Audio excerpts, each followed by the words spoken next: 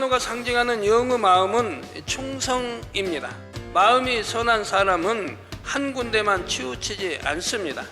예전에는 혹 모르고 소홀했던 분야도 마음의 선이 임하면 그것이 마음에 걸리기 때문입니다.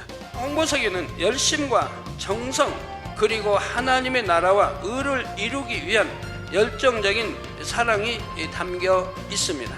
바로 사도 바울은 걸어서 한국에서 뉴욕까지 왕복하는 그 거리의 전도 여행을 했다 이 말입니다.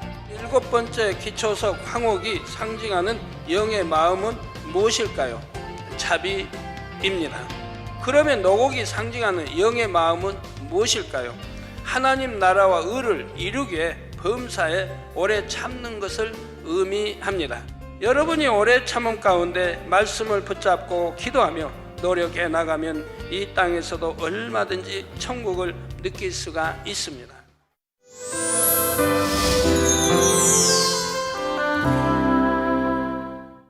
사랑하는 성도 여러분, 시청자 여러분, 지난 시간에 이어 새 예루살렘 12 기초석에 담긴 영적인 의미를 말씀드리겠습니다.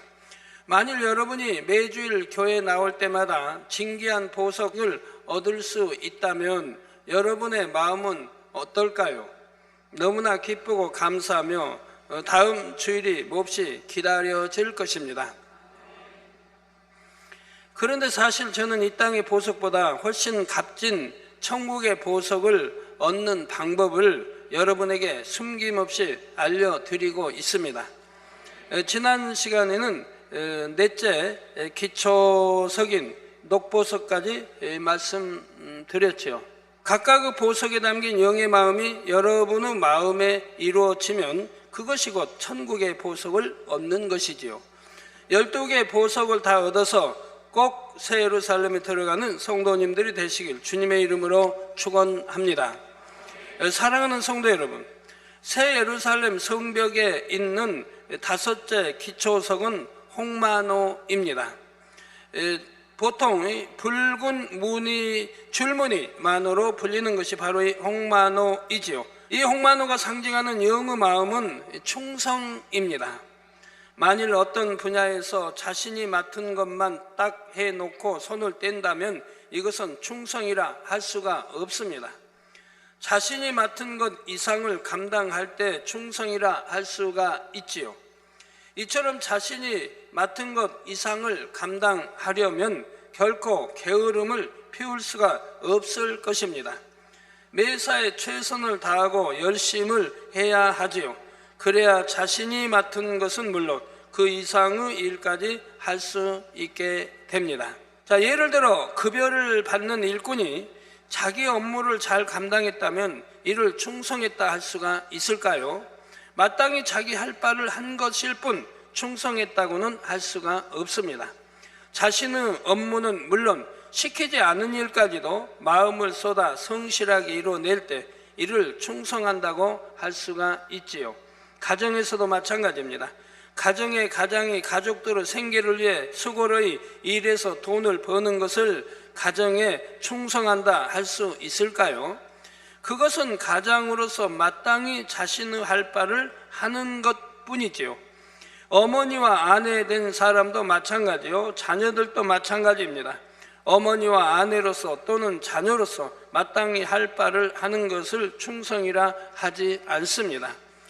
우리 하나님께서 인정하시는 충성은 자신의 사명을 감당하기 위해 마음과 뜻과 정성과 목숨을 다하는 것입니다. 그리고 이러한 충성이 교회면 교회, 직장이면 직장, 가정이면 가정에서 다 이루어질 때 이를 온 집에 충성한다고 하지요. 이러한 영적인 충성을 하기 위해서는 먼저 의로운 마음이 있어야 합니다. 하나님의 나라가 확장되기를 원하는 마음, 교회가 부흥하고 발전하기를 원하는 마음, 내 직장이 번창하기를 원하는 마음, 내 가족이 행복하기를 원하는 마음, 이처럼 나 개인만 위하는 것이 아니라 다른 사람과 공동체가 잘 되길 바라는 마음을 의로운 마음이라 할 수가 있지요. 이 의로운 마음과 함께 나를 희생하는 마음이 있을 때 충성하는 행함이 나옵니다. 만일 교회가 부흥하든 말든 나만 잘 믿으면 되지 하는 마음이라면 교회를 위해 희생하지도 않겠지요. 이런 마음을 가진 사람에게서는 충성도 찾아볼 수가 없습니다. 또한 그런 마음을 가진 사람을 하나님께서 의롭다 하실 수 없는 것입니다. 반면 이처럼 복된 소식을 나만 알고 믿을 것이 아니라 알지 못하는 많은 사람들에게 알려야겠다. 우리 교회가 더 부흥하고 발전하도록 해야겠다. 이런 마음은 얼마나 의로운 마음입니까? 그런데 이런 마음 위에 희생하는 마음을 가진 사람은 영혼 구원과 교회를 위해 충성하게 됩니다. 특별한 사명이 없어도 열심히 전도합니다. 누가 시키지 않아도 부지런히 신방합니다. 자신이 쉴 수 있는 시간까지 할애해서 열심히 영혼들을 돌아보지요. 또한 자신이 쓸 물질을 영혼들을 위해 쓰며 사랑과 정성을 다하는 일꾼들도 있습니다. 이처럼 성도로서 마땅히 해야 할 일, 그 이상을 마음과 뜻과 정성을 다해 감당하는 것을 충성이라 합니다. 의로운 마음 위에 희생하는 마음이 더해질 때 이러한 충성이 나오는 것입니다. 그런데 이러한 충성이 온 집에 충성이 되기를 위해서는 선한 마음이 더해져야 합니다. 마음이 선한 사람은 한 군데만 치우치지 않습니다. 예전에는 혹 모르고 소홀했던 분야도 마음에 선이 임하면 그것이 마음에 걸리기 때문입니다. 예를 들어 교회에서 서너 가지 사명을 맡았다면 각각의 사명에는 나름대로 경중이 있지요. 대개 자신이 머리로서 섬기는 사명을 가장 중하게 여길 수 있습니다. 자신이 일반 회원으로 몸담고 있는 다른 사명과 모임보다 더 우선이 되지요. 그런데 이처럼 여러 사명을 맡았어도 선한 마음을 가진 사람은 그 모든 분야에 충성하게 됩니다. 나는 A 모임의 머리니까 B 모임에 못 가도 이해해 주겠지 하고 소홀하게 넘기지 않습니다. 자신이 B 모임에 못 가는 것을 당연하게 생각하지 않는 것입니다. 마음이 선한 사람은 B 모임의 사람들이 자신을 이해해 주느냐 안 해 주느냐가 중요한 것이 아니지요. 마음속의 선으로 인해 B 모임에도 소홀해서는 안 됨을 스스로 느끼는 것입니다. 그래서 설령 B 모임에 가지는 못한다 해도 B 모임의 일원으로서 충분한 도리를 하는 마음씀을 보이게 되지요. 이는 마음에 쌓인 선의 분량에 따라 달라집니다.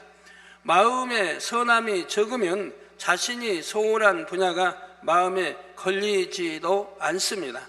마음에 걸리기는 하지만 그냥 지나쳐 버리는 경우도 있지요. 여러분 예배에는 충성하십니까? 충성하십니까? 예배 시간에 지각이 나고 그러면서 충성한다고 하면 아니겠죠. 하나님 보시기에 기쁨이 될 수가 없습니다. 물론 수요예배나 이래서 직장에서 이제 직장 사정상 늦는 경우는 예외이고요. 그런데 매우 선한 사람은 마음에 걸리는 일은 그냥 무시하거나 지나치지 않습니다. 어떻게 하는 것이 선인 줄 아는데 자신이 행하지 않고 있으면 견디기 어렵지요. 선한 행함을 보여야만 비로소 마음이 평안해집니다. 이게 선한 사람은 악을 행할 수가 없습니다. 악을 행하게 되면 너무 마음이 불편하고 힘들 것입니다. 그래서 아예 악을 행할 생각 자체도 또 마음속에 악이 없으니까 그런 생각 자체도 들지를 않는 것이고요. 악한 사람이 악을 바랄 때 시원한 것처럼 선한 사람은 선을 행해야만 시원하죠. 그래서 선한 사람은 자연히 온 집에 충성할 수 있게 되는 것입니다. 악한 사람이 악을 바랄 때 시원하다고 하는 것은 설명 안 해도 아시겠죠? 악한 사람이 짜증내게 혈기 막 내고 그냥 뭐 한바탕 해놓고는 시원하다 하지 않아요. 그러면 마음이 풀린다고 스트레스가 싹 풀린대요. 악한 말 막 하고 악한 행동 해놓고. 자, 선한 사람은 직장과 가정에서도 자신이 마땅히 할 바를 하지 않으면 이내 마음에 걸립니다. 나는 그럴 수밖에 없었다고 이유를 대거나 핑계거리를 찾지 않죠. 이렇게 핑계거리 찾는 분들은 1년, 2년이 가도 고쳐지지를 않습니다. 왜? 나를 성찰하고 바라보고 이걸 돌이켜 핑계되지 않도록 행하려고 노력해야 되는데, 핑계에 대해서 자기를 정당화하기 때문에 고쳐지는 게 아니에요. 예배 시간에 지각하는 분도 마찬가지예요. 지각하는 분 1년 후에도 지각하고, 보면 지각하는 분들이 또 예사로 지각하고, 지각 않는 분들은 안 하고요. 그러면 지각한 분들 핑계를 대거든요. 나는 뭐 자꾸 차가 막혔느니 뭐 어떻게 해서 집에서 뭐 해서 늦게 출발을 다 핑계가 되니까 고쳐지를 않는 거예요. 이게 하나님 앞에 얼마나 죄송스럽고, 절대로 내가 아버지 전에 아버지 앞에 지각하지 않겠다는 그런 마음이 있다고 하면 핑계를 대지 않을 것이고, 그럼 지각하지 않게 될 것이라 이 말입니다. 자, 예를 들어 교회에서 많은 직책을 맡은 장년 여성도님이 있다고 합시다. 그러다 보니 많은 시간을 교회에서 보내게 됩니다. 상대적으로 남편과 자녀들을 위한 시간은 이전과 비교할 때 많이 줄어들었고요. 이럴 때 정녕 선한 마음으로 온 집에 충성하는 분이라면 어떻게 할까요? 비록 가족을 위해 일하는 시간은 줄었다 해도 아내로서, 엄마로서 가족에게 베푸는 사랑은 줄어들지 않게 됩니다. 내가 교회 일로 얼마나 바쁜지 알죠? 그러니 잘못해도 이해해 주세요 하고 남편에게 소홀했던 분야를 그냥 넘기지 않지요. 시간이 줄어든 만큼 더 진하고 뜨거운 사랑으로 남편과 자녀들을 섬기고 보살피는 것입니다. 매사의 모든 일에 내가 조금만 더 마음을 쓰자 하며 최선을 다해 정성껏 주변을 돌아봅니다. 그러면 주변 사람들도 그 진실한 마음의 향을 맡음으로 인해 만족하게 되는 것입니다. 진실한 선과 사랑을 느낌으로 인해 오히려 이해하고 도와주려 하지요. 따라서 결과적으로 모든 사람과 더불어 화평할 수 있게 됩니다. 이것이 바로 선한 마음으로 온 집에 충성하는 것입니다. 하나님께서는 민수기 12장 7절에 모세에 대해 그는 나의 온 집에 충성됨이라 하셨습니다. 온 집에 충성된다고 하나님이 인정해 주셨습니다. 그러면 그 인정하기가 다르게 과연 하나님과의 어떠한 사이가 됐습니까? 그냥 온 집에 충성한다라고만 하나님 말씀했나요? 온 집에 충성한 자라고 하나님이 인정하신 모세는 하나님과 대면하여 말할 수가 있었습니다. 하나님과 대면하여 말할 수가 있다 이 말입니다. 하나님과 대면하여 말한 사람이 구약이나 신약에 몇 명이나 있겠습니까? 물론 아브라함이 있었습니다. 그 외에도 뭐 에녹도 있었고, 사도 바울도 우리 주님의 음성을 들으며 했었고요. 온 집에 충성된 자이기 때문에 하나님과 대면하여 말할 수 있었던 것이라 이 말입니다. 그래서 하나님의 뒷모습, 옷자락도 볼 수가 있었고요. 모세가 하나님께 받은 사명은 애굽에서 종노릇하는 이스라엘 백성들을 가나안 땅으로 인도하는 것이었지요. 모세로서는 이 사명을 맡는다는 것이 참으로 어려운 일이었습니다. 애굽의 백성을 죽이고 도망쳐 나왔기에 돌아가면 붙잡혀서 어떤 형벌을 받을지 모릅니다.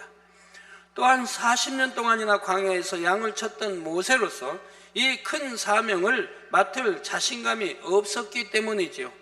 그러나 모세는 하나님의 명에 순종하여 너무도 충성되게 감당했습니다. 출애굽한 이스라엘 백성은 장정만 60만 명이요 어린이와 노인, 여자까지 합하면 200만 명이 좋게 넘는 수이지요. 이 많은 백성들은 마치 철없는 어린 아이처럼 툭하면 모세에게 불평했고 때론 대들기까지 했습니다. 그럼에도 모세는 끝까지 믿음과 사랑으로 그들을 가나안 땅으로 인도했던 것입니다. 한 번은 백성들이 크게 범죄함으로 인해 하나님께서 그들을 진멸하고 모세의 자손으로 큰 나라를 이루겠다 하셨지요. 이때 모세는 어떻게 반응했을까요? 지금까지 최선을 다해서도 이렇게 되었으니 나도 어쩔 수 없다고 생각했을까요? 아닙니다. 마치 자신이 잘못한 듯 하나님께 회개하며 용서를 구했지요. 그리고 백성을 구원하기 위해 자신의 생명을 담보로 하는 간절한 기도를 올렸습니다. 바로 출애굽기 32장 31절에서 32절에 보면 슬프도소이다. 이 백성이 자기들을 위하여 금신을, 즉 금으로 신을 만들어 싸우니 큰 죄를 범하였나이다. 작은 죄도 아닌 큰 죄를 범하였나이다. 그러나 합의하시면 이제 그들의 죄를 사하시옵소서. 그렇지 않사오면 원컨대 주의 거룩하신 책에서 내 이름을 지워버려 주옵소서 했습니다. 자기 생명을 담보로 백성들의 죄를 사해 주기를 지금 구하고 있는 것입니다. 여기에서 주의 기록한 책이라면 이제 바로 생명책을 말하는 것이고요. 모세는 이처럼 맡은 사명을 감당하기 위해 마음과 뜻과 정성을 다하고 목숨까지 바칠 수가 있었습니다. 바로 이러한 충성된 마음을 하나님께서는 홍마노라는 보석의 빛깔로 나타내신 것입니다. 사랑하는 성도 여러분, 여섯째 기초석은 홍보석입니다. 여기서 홍보석은 홍옥수나 루비처럼 진한 붉은 빛이 나는 보석을 가리킵니다. 저는 1982년도에 교회 개척을 위해 기도하다가 환상으로 천국의 홍보석을 본 적이 있습니다. 주님께서 홍보석을 제 손에 쥐어주시는 장면을 함께 기도하던 몇몇 분들도 보았고요. 또 그 몇몇 분들이 영안이 열려서 보는 분들이었습니다. 그때 보았던 홍보석은 제 주먹보다는 조금 작으면서 동그란 모양이었습니다. 핏빛처럼 아주 붉으면서도 매우 투명하여 속이 들여다 보였지요. 굉장히 밝은 광채가 났고 너무 아름답게 느껴졌습니다. 당시 주님께서 홍보석을 제 손에 쥐어주시면서 때가 이르면 내가 이 뜻을 알리라 하고 말씀하셨지요. 왜 제게 홍보석을 주시는지 그 의미를 깨달을 때가 올 것이라는 말씀이었습니다. 그런데 계시록 강의를 풀어받을 때 비로소 이 홍보석에 담긴 영적인 뜻을 알게 되었죠. 1989년 7월 27일이었습니다. 바로 홍보석은 열심을 뜻하고 뜨겁게 사명을 감당한 자, 정성을 다한 자에게 주시는 것이라 했습니다. 이렇게 풀어주시는 말씀을 들으며 저는 하나님을 만난 이후에 제 마음을 돌아보았지요. 하나님의 나라와 의를 이루게 제 마음과 뜻과 정성과 목숨을 100% 다 바치기 원하는 마음이었습니다. 주님께서는 내가 그렇게 행할 것을 아시고 그때 내게 홍보석을 주셨구나 깨달으며 더욱 감사했던 것입니다. 저는 하나님 나라와 의를 위해서라면 개척 전도 개척 때도 지금도 변함없이 참 해왔습니다. 제가 아무리 어려움을 참 뼈를 깎는 고통을 당한다 해도 하나님 나라를 위해서라면 주저없이 믿음을 가지고 해 나왔던 것입니다. 그래서 그런 일들이 참 많이 있어요. WCDN도 GCN도 시작하기 전에는 육의 눈으로는 육의 마음으로는 육의 마음으로는 정말 가능한 일들이 아니었어요. 왜? 당장 뭐 돈이 있어야 되는 건데 돈도 없고 뭐 기술자도 없고 또 이걸 어떻게 그렇게 해야 할지 도대체 난감한 그런 일이었습니다. 그랬지만 하나님이 말씀하시고 또 하나님의 일에게 어찌하든 믿음으로 해야겠다 결심하고 행해 나왔던 것인데 오늘날 크게 영광 돌리고 있지 않습니까?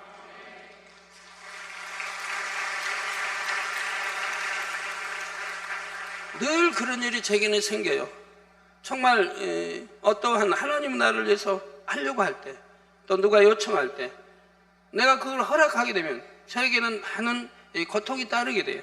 그로 인한. 그런데도 그건 하나님의 일을 이루는 것이기에 그냥 그걸 그냥 좌시할 수도 없고 안 된다 할 수도 없고 그래요. 그런 마음이에요. 내가 어렵더라도, 내가 힘이 들더라도, 내가 뼈를 깎는 고통을 받는다 해도 저 아나미를 이루기 위해서 내가 도와야겠다, 그런 심정으로 항상 행해 나가게 되죠. 그래서 믿음으로 행해 나가게 되는 것이고요. 그러다 보면 또 하나님께서 기뻐하시고 이룰 수 있도록 역사에 오는 것을 보게 됩니다. 이처럼 홍보석에는 열심과 정성, 그리고 하나님의 나라와 의를 이루기 위한 열정적인 사랑이 담겨 있습니다. 그러면 이 홍보석 같은 뜨거운 마음으로 하나님의 나라에 헌신한 인물로는 성경에서 대표적으로 누구를 들 수 있을까요? 바로 사도 바울을 들 수가 있습니다. 제가 개척 전에 이렇게 초신자 때부터 성경 읽고 또 말씀 들으면서 저에게 감동을 주고 제가 제일로 사모했던 분이 구약에서는 모세였습니다. 그 모세 선지자 너무 좋은 거예요. 그 신약에 와서는 사도 바울이 너무 좋고요. 물론 다른 선지자도 다 좋지만 그 중에서도 제일 구약에서는 모세였고 신약에서는 사도 바울이었습니다. 사도 바울은 주님을 만난 이후로 그 생명이 끝날 때까지 변함없이 주님을 사랑하는 행함을 보였지요. 이방인의 사도로 부름받아 1차, 2차, 3차에 걸친 전도 여행을 통해 많은 영혼을 구원하며 여러 교회를 세웠습니다. 그리고 전국엔 로마에서 순교당하기까지 쉼없이 예수 그리스도를 증거했지요. 사도 바울의 선교 여행 거리는 약 13,400 항공마일로 뉴욕, 한국 간 왕복 거리, 항공마일이란 직선 거리이므로 실상은 이보다 더 많이 다녔습니다. 바로 사도 바울은 걸어서 한국에서 뉴욕까지 또 왕복하는 그 거리의 전도 여행을 했다 이 말입니다. 그러니까 그의 생은 그냥 걸어 다니며 전도하는 것이 대부분을 보냈어요.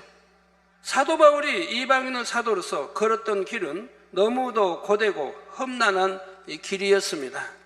생명을 잃을 수도 있는 여러 위험이 있었고 유대인들의 회방과 핍박도 끊임없이 따랐지요.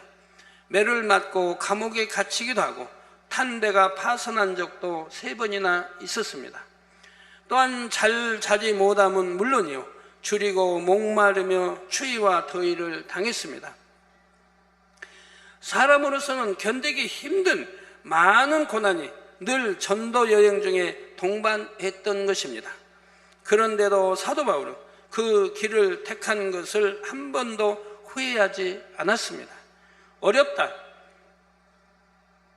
잠시만 쉬고 싶다는 생각이 순간 스쳐간 적도 없었지요. 마음이 요동하거나 두려워 떤 적도 없었고요. 자신이 그처럼 어려움을 당하면서도 항상 교회와 성도들을 위한 염려가 앞섰습니다. 바로 고린도후서 11장 28절에서 29절에 이 외의 일은 고사하고, 이 많은 역경, 고난, 시험, 환난, 이런 이 외의 일은 고사하고 오히려 날마다 내 속에 눌리는 일이 있으니 곧 모든 교회를 위하여 염려하는 것이라. 저 모든 교회를 위하여 염려하는 것이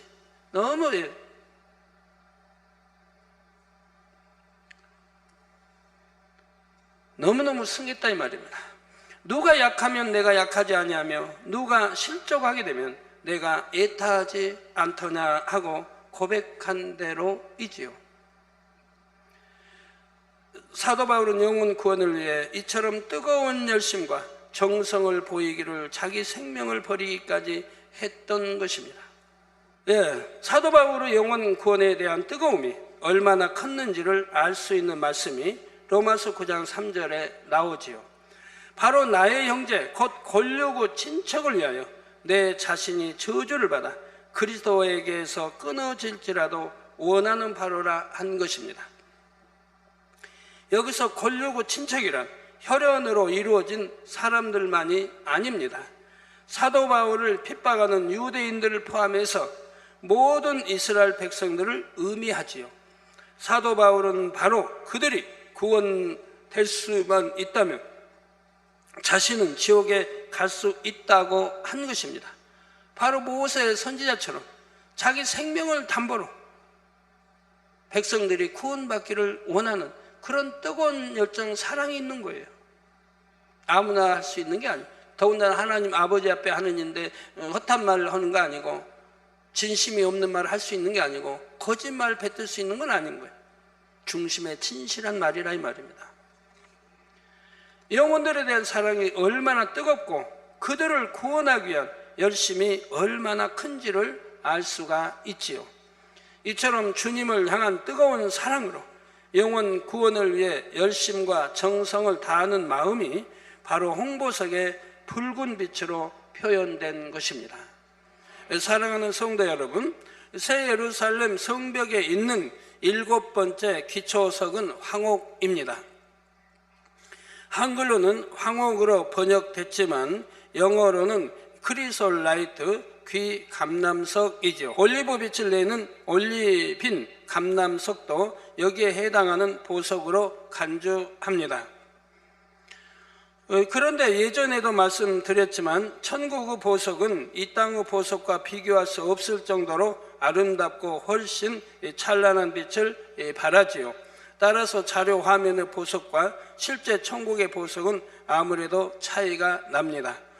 단 계시록을 기록한 사도 요한도 자신이 영안으로 보았던 천국의 보석들과 가장 닮은 보석의 이름을 기록했지요. 물론 천국의 보석에도 이름이 있지만 천국에서 불리는 보석 이름을 기록한다면 저와 여러분은 도무지 알 수 없을 것입니다. 그나마 이 땅의 보석 중에서 닮은 보석의 이름으로 기록해 놓았기에 대략 이해할 수 있는 것이지요. 따라서 자료 화면의 보석들을 보실 때 보석의 빛깔만 참고하시면 됩니다. 그리고 아버지 하나님께서 그 보석에 진정 담고 싶으셨던 영의 마음이 무엇인지를 이해하면 되지요. 그러면 7번째 기초석 황옥이 상징하는 영의 마음은 무엇일까요? 자비입니다. 자비는 사전에 남을 깊이 사랑하고 가엾게 여기는 마음이라 정의되어 있습니다.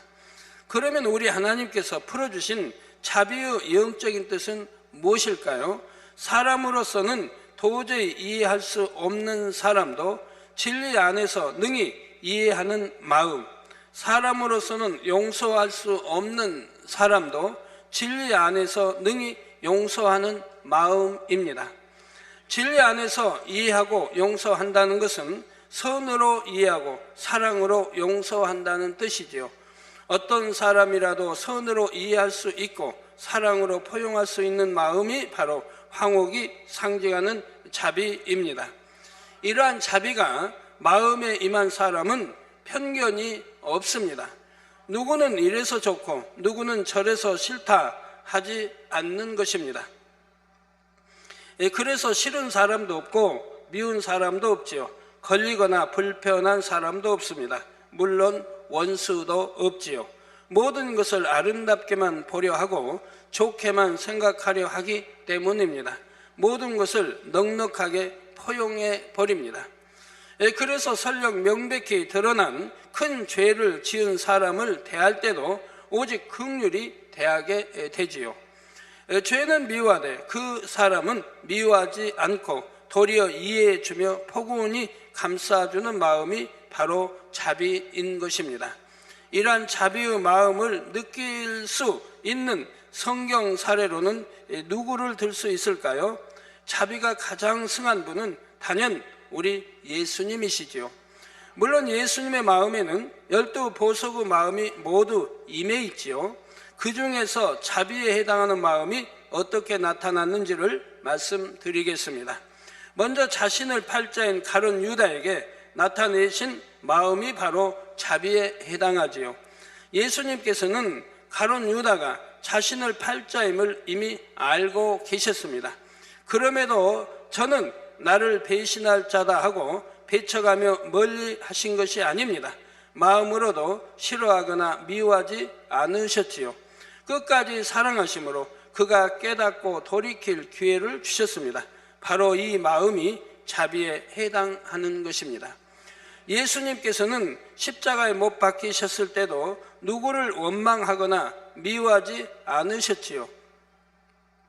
오히려 자신을 해하는 사람들을 위해 중보 기도를 하셨습니다. 바로 누가복음 23장 34절에 아버지여 저희를 사하여 주옵소서 자기의 하는 것을 알지 못함이니이다 하셨던 것입니다. 이처럼 도무지 용서할 수 없는 사람도 능히 용서하는 마음이 바로 자비이지요. 초대교회 스데반 집사에게도 바로 이와 같은 자비의 마음이 있었습니다. 스데반은 비록 평신도였지만 은혜와 권능이 충만했습니다. 악한 사람들은 이러한 스데반을 급기야 돌로 쳐 죽입니다. 그런데 스데반은 돌에 맞아 죽어가면서도 오히려 그들을 위해 기도했습니다. 아무 잘못 없이 돌에 맞아 죽어가면서도 저들을 위해 돌로 치는 저들을 위해 기도한 것을 볼 수가 있습니다. 사도행전 7장 60절에 무릎을 꿇고 크게 불러 가로되 주여 이 죄를 저들에게 돌리지 마옵소서 이 말을 하고 자니라 한 것입니다.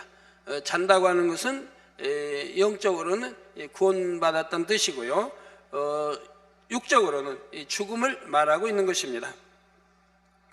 스데반이 자신을 죽이는 사람들을 위해 이처럼 기도했다는 것은 이미 그들을 용서했다는 증거이지요. 마음에 어떤 미움도 없었고 오히려 그들을 불쌍히 여기는 자비의 열매가 온전히 맺혀 있음을 나타냅니다. 그런데 성도님들은 혹여 미운 사람이 있습니까? 가족 중에서든 믿음의 형제 중에서든 직장 동료 중에서든 싫은 사람이 있는지요? 저 사람은 나하고 마음이 안 맞아서, 저 사람은 항상 나를 반대하니까 싫다, 이렇게 싫어서 멀리하는 사람이 있는지요? 내 생명을 해하려는 것도 아닌데 이런저런 이유로 싫어하고 미워한다면 자비의 마음과 얼마나 거리가 있겠는지요? 어떤 미운 사람도 싫은 사람도 없고 모든 사람을 이해하며 포용하고 선대할 수 있는 마음이 되어야 합니다. 그렇게 된다면 먼저 여러분 자신이 얼마나 행복하겠는지요? 이처럼 아름다운 자비의 마음을 아버지 하나님께서는 황옥이라는 보석의 빛깔로 나타내 주신 것입니다. 사랑하는 성도 여러분, 이제 새 예루살렘 성벽의 8번째 기초석인 노곡에 대해 말씀드리겠습니다. 노곡은 영어로는 베릴이라는 보석으로 연한 청록색의 녹주석에 해당합니다. 그러면 노곡이 상징하는 영의 마음은 무엇일까요? 하나님 나라와 의를 이루기에 범사에 오래 참는 것을 의미합니다. 그런데 여기서 말하는 오래 참음이란 힘들게 억지로 눌러 참는 것이 아니지요. 어떤 사람들은 이를 악물고 참기도 하고 주먹을 불끈 쥐고 몸을 부르르 떨면서 참기도 합니다. 분노, 혈기, 원망, 탄식, 미움 등이 마음에서부터 올라오지만 표현하지 않으려고 눌러 참기도 합니다. 하나님께서 우리에게 원하시는 오래 참음은 이런 것이 아닙니다. 악이 없고 오직 선만 가득하여 참음이라는 단어 자체도 필요 없는 그런 참음을 원하시지요. 바로 하나님이 우리에 대한 오래 참음이 그런 참음입니다. 베드로후서 3장 9절에 보면 주의 약속은 어떤 이유 더디다고 생각하는 것 같이 더딘 것이 아니라 오직 너희를 대하여 오래 참으사 아무도 멸망치 않고 다 회개하기에 이르기를 원하시느니라 했습니다. 악이 없고 선과 사랑만 가득하면 사실 참음이라는 자체가 필요 없습니다. 믿음으로 소망 가운데 평안한 마음으로 기다리는 것이지요. 이것을 우리 사람 편에서 이해할 수 있도록 오래 참음이라 표현하신 것입니다. 갈라디아서 5장에 성령의 열매 중에 오래 참음이나 고린도전서 13장 사랑장의 오래 참음도 모두 하나님께서 원하시는 차원의 오래 참음에 해당합니다. 그런데 성령의 열매의 오래 참음이 더 큰 의미로 사랑장의 오래 참음을 포함하지요. 사랑장의 오래 참음은 개인적으로 상대를 사랑하기 위해 참는 것입니다. 반면 성령의 열매 중에 오래 참음은 개인적인 차원을 넘어 더 포괄적입니다. 곧 하나님 나라와 의를 이루기 위해 범사에 오래 참는 것이지요. 바로 노곡에 담긴 오래 참음이 성령의 열매 중에 오래 참음과 같습니다. 그런데 하나님의 나라와 의를 이루기 위한 오래 참음은 크게 세 가지로 나눌 수가 있습니다. 첫째로 하나님과 우리 사이의 오래 참음이 있습니다. 하나님께서 주신 약속이 이루어지기까지 오래 참아야 합니다. 우리 아버지 하나님은 신실하신 분이지요. 한 번 하신 말씀은 반드시 실행하시며 변함이 없으십니다. 따라서 하나님께 어떤 약속을 받았다면 그것이 이루어지기까지 오래 참아야 합니다. 하나님께서는 언제 축복을 줘야 가장 좋을지까지도 아시기 때문이지요. 또한 우리 편에서 하나님께 무엇을 구했다면 응답이 올 때까지 오래 참아야 합니다. 마가복음 11장 24절에 그러므로 내가 너에게 말하노니 무엇이든지 기도하고 구하는 것은 받은 줄로 믿으라. 그리하면 너희에게 그대로 되리라 하셨지요. 우리 예수님께서는 이처럼 무엇이든지 기도하는 것은 받은 줄로 믿으라 말씀하셨습니다. 무엇이든지 기도하는 것은 받은 줄로 믿으라. 그래 여러분들 이렇게 믿고 기도하십니까? 응답 받을 때까지 변함없이 믿고 강구해 오셨는지요?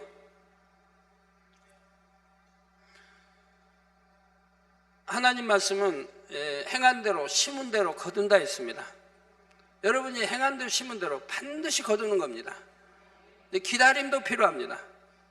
어떤 분은 하나님이 심은 대로 바로 주시기도 하고, 어떤 분은 누르고 온 대로 넘치도록 주시기도 하고, 어떤 분은 30배, 60배, 100배로 주시기도 합니다. 반드시 주십니다. 물론 기도하는 분이 참음이 필요하죠. 왜 나는 심은데 응답이 오지 않을까? 어떤 사람은 응답을 척척 받아가는데 응답 오지 않은 것도 감사한 일이죠. 왜? 하나님이 보실 때 아직 때가 아니기 때문이고 지금 주어서는 아니 되기 때문이죠. 아니 주신다는 것이 아니라 반드시 주시는데 지금 주어서는 아니 되기 때문인 것입니다. 왜? 변화되기를 원하시죠. 영혼이 잘 되기를 원하신다 이 말입니다. 영혼이 잘 되어서 주시기를 원하신다 이 말입니다. 그래야 잘못이 없어진다, 잘못되는 일이 없어지는 것이라 이 말입니다. 욕심이 돼도 안 되고 잘못되어지니까. 그래서 영혼이 잘 되기를 기다리시는 것이 많이 있다 이 말입니다. 그래서 여러분이 영혼이 잘 되어지는에 따라서 또 주시기도 하고 또 영혼이 잘 되어서 주시기도 하는 것을 볼 수가 있습니다. 그러나 대부분 영혼이 잘 되어지는 만큼 따라서 주시는 것을 볼 수가 있습니다. 그런데 혹 이런 말씀을 하는 성도가 있습니다. 나는 열심히 철회하고 금식도 했는데 응답을 못 받았어요 하고 불평하는 것이죠. 이는 농부가 씨를 심어 놓고 곧바로 열매가 맺히지 않는다고 해서 땅을 헤집어 버리는 것과 같습니다. 씨를 심었으면 싹이 나고 자라나 꽃이 피고 열매를 맺기까지 오래 참아야 하지요. 그렇다고 그냥 기다리기만 하면 될까요? 농부가 씨를 뿌려놓고 저 도시로 가서 몇 달 있다가 와서 이제 그 씨 뿌린 것이 얼마나 자랐나 보면 될까요? 그렇게 해가지고는 거둘 수가 없는 것입니다. 농부는 좋은 열매를 얻기 위해 잡초를 뽑아주고 해충을 막아주는 등 땀 흘리며 가꾸는 수고를 하지요. 이처럼 우리 편에서도 기도한 것을 하나님께 응답받기 위해서는 우리 편에서 할 일이 있습니다. 믿음, 기쁨, 기도, 감사, 충성, 계명 지킴, 사랑이라는 7영의 합당한 분량을 채워야 하는 것입니다. 각자의 믿음에 맞춰 합한 분량을 채우기만 하면 하나님께서는 지체 없이 응답해 주십니다. 우리가 이렇게 채우는 이러한 것들은 농사 짓는 거에 비교해서 너무 수월합니다. 농사는 땀 흘리고 얼마나 힘들게, 아프도 병원에 한번 뭐 옛날에 병원이 있나요? 뭐 약이 제대로 있나요? 끙끙 앓으면서도 일을 해야 돼요. 이처럼 하나님에 대한 오래 참음의 시간은 온전한 응답을 받기 위한 시간임을 알아 더욱 기뻐하고 감사할 수 있기를 바랍니다. 둘째로 사람 사이에 오래 참음이 있습니다. 사랑장의 오래 참음이 여기에 해당한다고 볼 수가 있지요.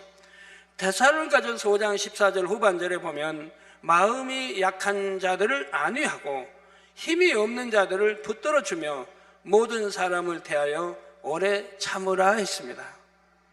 사람 사이의 모든 관계 속에서 어떤 상대라도 사랑하기 위해서는 오래 참음이 필요한 것입니다. 어떠한 사람이라도 믿어주고 참아주며 잘 될 것을 바라봐 주려면 오래 참아야 하지요.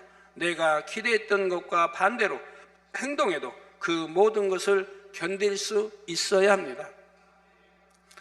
이해해주고 감싸주며 용서해주고 양보해주며 오래 참아야 하는 것입니다. 전도를 잘하시는 분들을 보면 이런 오래 참음이 많이 임해 있습니다. 전도 대상자가 나를 싫어해도 찾아갑니다.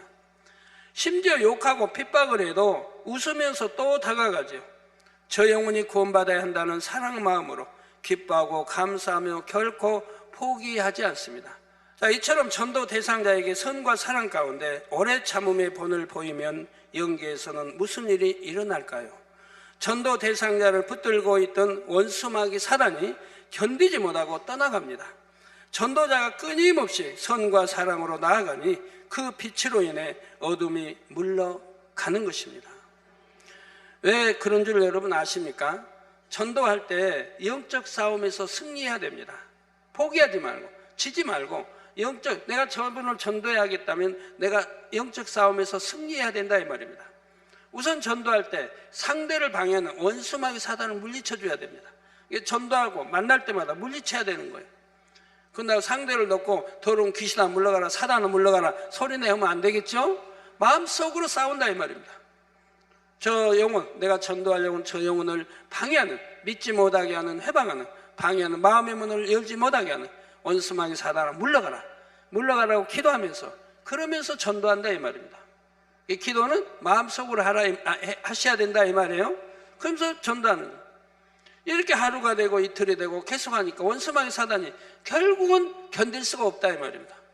하나님의 사람이, 빛의 사람이 자기를 물러가라고 계속 하니까 견딜 수가 없다 이 말입니다. 결국은 물러가게 될 때 마음의 문이 열리고 그리고 전도가 되어지는 것이기 때문에 포기할 사람은 하나도 없는 것입니다. 자, 그러면 전도 대상자도 마음의 문이 열려 결국 원수마귀도 물러가고 영적 싸움을 승리하면 마음의 문을 여는 거예요. 그 마음의 문이 열리고 복음을 받아들여 구원에 이를 수가 있습니다. 이제 셋째로 자신의 마음을 개조하기 위한 오래 참음이 있습니다. 마음을 개조한다는 것은 마음에서 비진리와 악을 뽑아내고 진리와 선을 심는 작업을 말하지요. 이처럼 마음을 개조할수록 믿음이 성장합니다. 갓난아이의 믿음에서 어린아이의 믿음으로 이어 청년의 믿음, 아비의 믿음으로 자라지요. 아버지 하나님께서는 우리가 아비의 믿음에까지 이르기를 원하십니다. 바로 그것이 하나님께서 진정 원하신 참 자녀의 믿음이고요. 이처럼 장성한 믿음의 분량에 이르기까지는 마음을 개조하는 작업이 꼭 있어야 하지요. 마음을 개조하는 작업은 밭을 개간하는 과정과 비슷합니다. 돌을 골라내고 잡초를 뽑아내야 하지요. 때에 따라 흙을 갈아 엎어 줘야 하고요. 그래야 좋은 밭이 되어 무엇을 심더라도 잘 자라서 열매를 맺는 것입니다. 사람의 마음도 마찬가지지요. 마음 안에서 악을 발견하여 벗어버리는 만큼 좋은 마음밭이 됩니다. 그래야 하나님의 말씀의 씨가 심겨질 때 싹을 내고 잘 자라나 열매를 맺게 되지요. 그런데 밭을 개간할 때 힘쓰고 애쓰며 땀 흘리는 수고를 해야 하듯이 마음밭을 개간할 때도 마찬가지입니다. 힘쓰고 애써 간절하게 부르짖어 기도해야 합니다.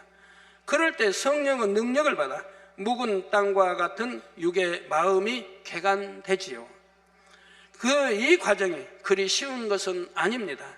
그래서 많은 사람들이 힘들어하고 때론 낙심하며 좌절하기도 하지요. 그러므로 여기에도 오래 참음이 필요한 것입니다. 자신의 변화가 더디게 보일지라도 낙심하거나 포기하지 말아야 하지요. 자신을 위해 십자가에 못 박혀 죽으신 주님의 사랑을 되새김으로 다시금 힘을 내어 마음밭을 개간해 나가야 합니다. 또한 마음밭을 온전히 개간했을 때 주시는 하나님의 사랑과 축복을 바라보며 더욱 감사함으로 일궈 가야 하지요. 그러므로 성도님들은 자기 자신에게도 오래 참을 수 있기를 바랍니다. 아무 노력도 없이 언젠가는 되겠지 하고 무작정 기다리라는 말씀이 아니지요. 예를 들어 올해 밭을 다 개간하지 못해 좋은 소출을 내지 못했다 해도 열심히 수고한 만큼은 거뒀을 것입니다. 그러면 그것에 감사하고 또 내년을 기약하면 되지요. 앞으로 더 잘 개간해서 더 좋은 열매를 맺어야지 하고 다시 소망 가운데 달려가면 되는 것입니다. 이렇게 마음을 개조하기 위한 오래 참음도 힘들게 억지로가 아니라 기쁨과 감사함으로 할 수가 있습니다. 모든 성도님들이 이러한 오래 참음으로 꼭 옥토 같은 마음을 가진 참 자녀로 변화되시길 주님의 이름으로 축원합니다. 결론을 말씀드립니다. 사랑하는 성도 여러분, 이런 보석 같은 마음들이 하나씩 여러분의 마음에 알알이 맺힌다면 얼마나 행복할까요? 그야말로 마음이 천국이지 않겠는지요. 여러분이 오래 참음 가운데 말씀을 붙잡고 기도하며 노력해 나가면 이 땅에서도 얼마든지 천국을 느낄 수가 있습니다. 신실하신 하나님께서 은혜와 능력을 주시고 성령께서 도와주시기 때문이지요. 믿음으로 소망 가운데 새 예루살렘을 바라보며 힘차게 나아가는 모든 성도님들이 되시길 주님의 이름으로 축원합니다.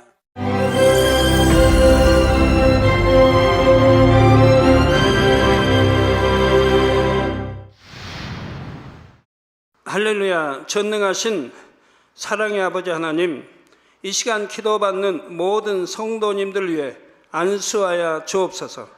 GCN 방송 시청자들이 인터넷과 화상을 통해 기도받는 지교회와 지성전 그리고 전 세계 하나님의 자녀들 위에도 시공간을 초월하여 역사하여 주시기를 원합니다.